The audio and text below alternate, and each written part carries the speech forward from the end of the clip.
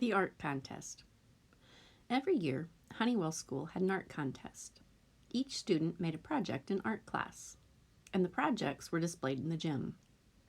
Mr. Murphy, the art teacher, picked a first, second, and third place for each grade. He announced the winners at a big show with the parents. It was a big deal. John was sitting in art class. He whispered softly to his friend Mike, "I don't know what to make for this year's contest." "What did you do last year?" asked Mike. "Ugh, don't remind me," John said. "I painted a fire truck that came out like a red blob. It was the worst painting in the universe." "I remember it now," said Mike. "It wasn't that bad." "Excuse me, boys," Mr. Murphy interrupted. "You should be working, not talking."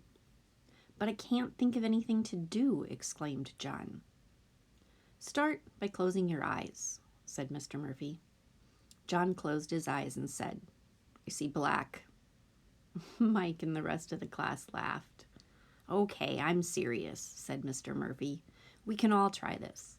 Close your eyes and think of something beautiful or interesting or even ordinary. It could be a butterfly you saw. It could be something magical that you dreamed." One by one, the other kids in the class had ideas.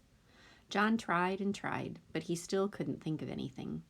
Soon the bell rang, and it was time to go home. That night, John sat quietly at dinner. He kept thinking about the art contest, but he couldn't think of an idea. Then his mom saved the day. "What a pretty sunset," she said, and pointed out the window at the field behind their house. "That's it," John said. "I'll paint a sunset."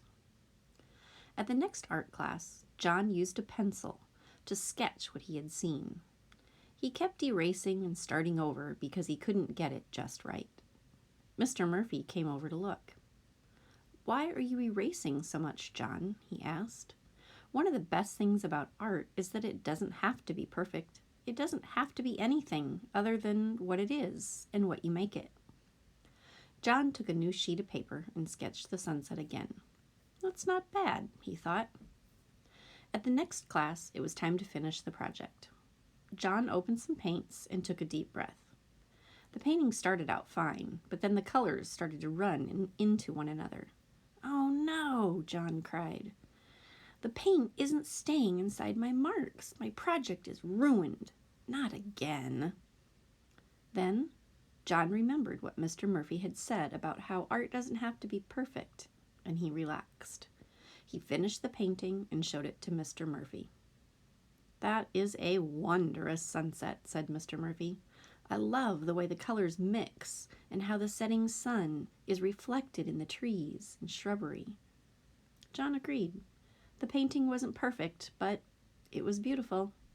Maybe it would even win a prize.